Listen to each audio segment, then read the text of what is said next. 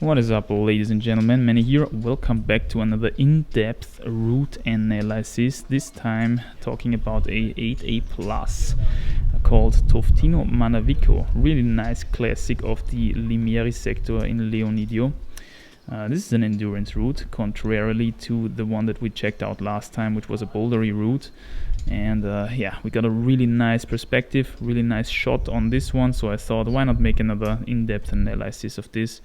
Let me know down below if you like this kind of videos, because they are actually a lot of effort to make, and because they tend to be a little bit longer, they tend to not get as many views. But those people who watch it, I have the feeling, they always give very positive feedback. So let me know down below via some likes and comments how you enjoy these ones, because then I can make more of these in the future. So let's start with the on-site attempt. What we're dealing with here is, as I said previously, an endurance route. So usually depends on the readability of the route, but endurance routes are a little bit easier to on-site than bouldery stuff, because on bouldery power endurance stuff, every mistake adds up. And if you just get one hold the wrong way, it's basically over. Here you can improvise a little bit more, on endurance terrain you can improvise a little bit more. So we will see how this goes.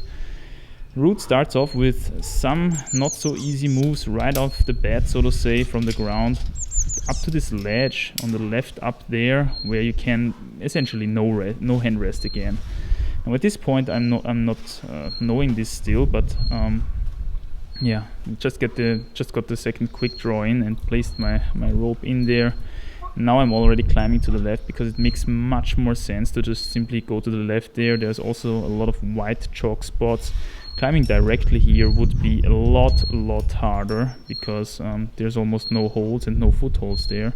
So it makes a lot of sense to go up here to this ledge, but as you can see, the last bolt is a lot to the right. So it's a bit psychologically challenging to climb in this direction, so far to the left of your last bolt. And then you also have to stand up on this thing, right? As you can see, I'm working around here at the bottom in this, hanging in a 45-degree overhanging style on this thing. And up there's a pretty joggy edge actually, which you have to get with both hands, and once you get that, you can stand up quite safely. So let's see how I'm working my way up there.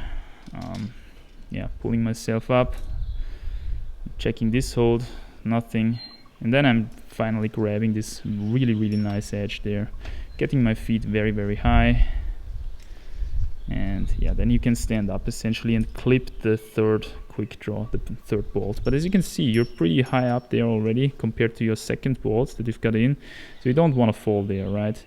You want to make this as safely as possible. You also want to check the holes if they are dangerous for breaking, for example. Getting the third quick draw in, and now we're on this edge, and here there's quite convenient no hand rest. You're standing up there super easily, and from here I would say the route actually starts. As you can see, now the tufa fun starts a bit. We see two quite prominent tufas coming down here from below, and up there a pretty big hole as well, and up there is a shard, and I figured on the shard there's probably a bunch of good holes, and in the big hole probably as well, right? And we've got one hold in between which connects the two, another tufa like hold. And yeah, I'm figuring this is probably still not the crux of the route, so let's just give it a shot. As you can see, I'm climbing right into it, checking these tufas whether they are good or not. Second one seemed to be a bit better, and here I almost overlooked one bolt. Got it in finally, grabbing the good tufa again. And once I climbed into this situation, I realized that the footholds are a lot worse than I expected here. Although the holes are quite good, trying the big hole here as well, which is also a lot worse than I expected actually. Especially if you don't yet know where this hole is good, right? So I'm grabbing it on a couple of different spots there. Here I'm finding a good one for my left hand, matching it with my right, trying to find an undercling, but there's nothing. So yeah, on the left side of the hole there are two holes for both hands. And from this here you can actually get another bolt in, which I got in a really non-energy conservative way, unfortunately. As you can see here, This looks kind of not very ergonomic, and it wasn't. So yeah, trying to shake off some pump from the left hand here, chalking up and grabbing the connecting hole, so to say. This one is actually quite good as well. Good again. Bit of a side pull, so you have to get this left foothold here, and then finally grabbing the shard. Now the shard is a lot worse than I expected. The place where I'm getting it here is a good edge, and I'm seeing a couple of tick marks there on the bottom of the shard, which represent really decent underclings. One of these I've got right now, which I'm clipping here, and instantly back to the edge and trying to shake off some pump. Although this is a really bad situation to shake, actually. You should know what you do here. The thing is, the next situation is basically too interestingly, the directionality of these holes is very interesting. It's a Gaston-like thing for a right, basically. First one and second one. And with these situations, it's always the question, right? Do you want to go there with the right hand as a Gaston, or maybe cross over with left into a side pull fashion? So the reason why I'm standing around here and not climbing is because I'm trying to read this problem, and I'm basically determining by watching the footholds that I probably have to cross over into this thing. So here we have the crossover. The one below, here's the one below, which is only an intermediate at max. Foot up, left foot up, and then locking this thing off to get even higher. Now here we've got an L-shaped hold, and here I'm falling because I don't know which arm of the two arms of the L basically are the actual hold, right? It could be the edge, which is just facing to the bottom, to myself, and it could also be the edge which is facing to the side. Now it turns out that the root turns me on as well, but it turns out that the side pull is actually the one that you want to hit there. So now I'm knowing this, as you can see, you can nestle your fingers in here a little bit, and then you've got these two side pulls which you really have to compress, and then I'm grabbing the next quick draw because we already fell, so who cares? We don't want to waste too much energy, because if we manage to get this root down really quickly, then we can maybe make a second go, right? So trying to figure out this crux here. This is one crux of the root actually. As you can see up there, we've got two really prominent tufas again, which is probably what we want to reach at the end of this crux, right? Down there, there's also one very tiny tufa, and another very tiny tufa. So this is the first tiny tufa that I'm getting here with left. Figuring out, okay, it's very thin. It's probably not the main holes that you want to get here from this first side pull, right? So again, side pull with left, pretty good foothold for the left foot here for the situation. Pressing with right and gripping further onto the next tiny tufa, which is a lot better than the first one, as it turns out. And then you've got this strange undercling hole, which is really nothing, but it was very white, it was very chalked. So I figured, okay, maybe this is the super chalk which you need. But it turns out that there is as well a very tiny edge, which is a foothold for later actually, which you can simply crimp with your right hand. And this is what I'm doing here, crimping as usual, left foot really high up. And then you can sort this tufa in as an undercling and simply grab up to this first nice tufa with the right hand, matching with the left hand on the second tufa, and then pinching your way up into these two tufas here. And although they look really shallow from the bottom and also from here, they are actually a bit in-cut, so you can really pinch them comfortably, I would say. So it turns out that this is probably a rest. This is a significant rest of this root after this first crux. So what I'm doing here, I'm lowering myself immediately again to get this sequence into my brain, right? Ingrain it into my brain. Now here I'm not stepping high enough with the left foot. The left foothold here is very crucial, that you can step it instantly. Now I'm stepping correctly. Sorting the undercling in with left again, stepping high up with right foot again. This right foothold is also really crucial to hit in this situation. So here we have to be really fast, probably, because we'll be already pumped from the way to this crux, right? Now once you're on the too fast, you probably can shake out again. That's what I'm testing out here a little bit. I'm trying to find a comfortable situation, comfortable position to get the most out of these too fast. Sorry for the lighting, by the way. It was a sunny day, but some clouds were going through, so it's going to be light and dark a couple of times. Grabbing further with the right hand, and we were presented another crux actually, which I still don't know, so I just get into it. This hold that I'm grabbing here with the left is super bad, and it's wrong to take it, for me at least in the first place. So that's why I'm coming down again. I already know now that I can rest at these too fast, but I will probably be pretty pumped here once I get into this next crux. So what I then found out is that this Gaston here, this Gaston sloper actually pulls if you've got the right foothold with the right foot, which I'm stepping here at the moment. Then you get a nice pinch with your right hand, this bad side pull from before with left again, and then it turns out you're pretty stuck actually, because you've got two bad side pulls. Here's another bad side pull for the right hand.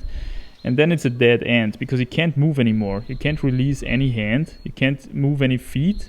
So what I figured I have to do now is basically I have to jump down. Here I'm trying to step a bit higher to get something out of this situation, but it turns out this is a dead end. So I'm jumping and figuring, okay, before it's not so good to make this many tiny moves. Why not make one big move, right? Again, good foothold for right to make this Gaston sloper with left pullable. Right pinch, then left foot high up again. Okay, first we've got the left hand, really high left foot, and as you can see we don't even have to step anything anymore, and we can already reach this next edge with left hand. This is probably how this situation goes. I'm trying to grab further because there's a really prominent edge as well, but then figuring, okay, this one is not good, let's grab the quick draw. As I've said, the quick draws up here, they were already in, so someone probably tried the route as well and got only the first few quick draws out. So I'm trying to read the next, the next crux here, the next sequence rather, and that is we've got the crossover from this edge now into a side pull, which pulls to the left actually, and then crossover again into a really strange undercling mini tufa, which pulls to the right. So really amazing crossover sequence there. As you can see, I'm leaning into this mini tufa to make it pullable, so to say, and then stepping becomes really crucial, because as you can see we're leaning out then there's another edge up there and the sloper. Here I'm grabbing the edge, which is actually a mistake. You should grab the sloper first and then grab the edge, but at this point I'm still don't know that. So here I'm lowering myself down again. At this point I'll probably be pretty pumped. So I want to get this sequence down as cleanly and solidly as possible, right? So again, crossing again, this time I'm taking the edge as well, which is a mistake. As I've said already, I've got the sloper with left now and the edge with right, which kind of forces me to try to climb to the left, which is wrong. You have to climb to the right here. But this is only possible if you have the edge with left, which I did not have now. So now I'm figuring this out, okay, trying to switch my hands here somehow, grabbing the sloper with my right and then crossing over with left to the edge. And now I finally can lean over the edge here, so to say, and climb into the slabby, super small, crimpy top out. And it's really hard to describe here what has to be done, but essentially it's stepping a couple of really tiny footholds and grabbing a couple of really tiny holds. So I'm speeding it up here a little bit. It's very crucial that you check out this part of the route very cleanly and solidly, because you're super pumped there probably, right? The last rest was down there at the two prominent tufas, which is why I'm letting myself be lowered down there again, to start from there, to get an impression of how pumped I will be up there. Trying the crossover sequence again, crossing over to the sloper edge and going around the corner there. Stepping really crucial. Stepping really can make a difference on this last sequence, which is why I'm doing it here again and again and again, so that I don't mess anything up once we are on the sand, right? So now going even lower. Here we got the first crux, right? Undercling, 2 tufas, which is where you can rest probably. As you can see, I'm in top rope here, trying the resty situation, the resting position out again, and then climbing straight into the next crux, right? So this Gaston again, Gaston sloper, big move on the edge, and then the crossing over sequence again. Here, as you can see, I lost it because, yeah, I'm checking out this route here probably for half an hour already, and yeah, getting a bit tired. So doing the sequence again here, as you can see, trying to really ingrain those footholds and those holds into my brain. And now I'm coming down. As you can see, not coming down immediately, but checking out the route visually first of all, right? And trying to repeat everything in my head. Now I'm faced with kind of a hard decision, question, so to say. Should I do a second go right away, or should I wait for the next day and just leave my draws on, right? And because it was sunny, as you could see, the crag was already pretty warmed up, and yeah, I thought it's kind of a similar situation like last time, where I could just go a bit earlier in the day, next day, and send it in the shade, right? With all the holes still being a lot cooler and myself being a lot cooler and saving a lot of energy and not wasting now a second go into a super sweaty, greasy tufa line, right? So that's what I did essentially. I waited for the next day when this thing was still in the shade and made a second go. Now what I had here, you know, I didn't warm up on the route here, but I did essentially a couple of finger shinda hangs, I should say. So I've got my portable hangboard there with me, did a couple of warm-up hangs, and also did one 6C and one 7A, I think it was, for warming up. A little bit of on-site training, and then I just made a go right away into the 8A Plus. My draws were already on. The other draws were still on as well. So yeah, I figured let's give it a go. As you can see, I'm still in the first part of the route there. Let me also know what you think about this perspective here. I find it really cool to have on the left the whole route, just to be able to see where the climber actually is in the, you know, relatively to the whole route, so to say. Getting the third quick draw in here, standing up onto this ledge, which is where the super big no hand rest is, from which the route actually starts, as I've said before. So yeah, let's shake out a bit, shake away the start, and then let's see how much we remembered and how much we improvised on the second go, right? So we're dangling on the fourth quick draw here to be able to clip it, and going back into the no hand rest, which is already a lot smarter than I did it on the on-site, where I climbed into the situation and then clipped from the situation, so to say. So now I'm grabbing the other tufa, funnily enough, compared to when I on-sited, and then grabbing instantly into the big hole, which is a lot smarter than what I did on the on-site. Two really high feet, trying to avoid this the fact that there are no good footholds below this big hole. So that's kind of a smart solution there as well. And going for the connective hold right away, high feet again, and then grabbing immediately to the shard. Actually, okay, getting the first clip in, which is also very smart because the shard is actually not so good, right? So grabbing the shard first with right, which is actually what you need, and then the undercling with left. Now there's another better undercling actually with right, which I left free now. Now I'm grabbing it, from which we have to make this crossover move. Now, already knowing what I have to do, I'm a lot quicker here, and yeah, able to perform this crossover a lot more solidly. Grabbing the intermediate, getting my feet up. Now I know it's the side pull part of the L hold, and here I'm improvising very nicely this flag. This was not planned actually.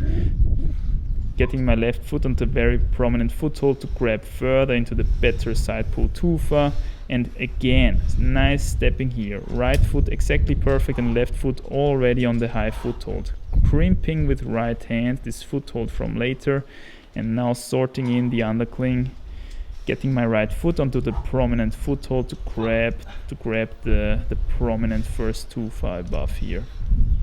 matching, and pinching my way into the rest position. Now fortunately we spent some time on the on-site, on the checkout, finding out where this rest position is actually doable, so to say, which is why we don't have a lot of problems to get some energy back, right? So the thing is with these TUFAs, very often you have just knee bars, right? You slap your knee pad on. I would guess that there are a lot of knee bars in this route as well, since there are so many TUFAs and really big ones as well. I don't know, I just didn't bother searching them now because I had the feeling I did not really need them for sending the route. But usually with these TUFA heavy routes, there's a lot of tricks, right? There's a lot of tricks that you can do with knee bars and stuff like that to make rests better, and especially if they are endurance-y like that. The thing is, if you have the feeling that you're probably not gonna need them, you can save a lot of time by simply checking out the hard crux parts of the route, therefore a lot better, right? And then you don't need this extra resting points, so to say, with an extra knee pad and knee bars and all that kind of stuff. You can also climb without a knee pad, which is a lot more convenient in my opinion. Okay.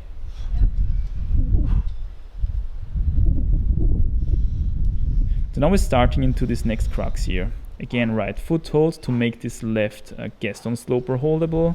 And we grab the right pinch there, left foot really high, but here I'm kind of forgetting that I need this next hold here with left before I can step so high, which is what I'm doing right now.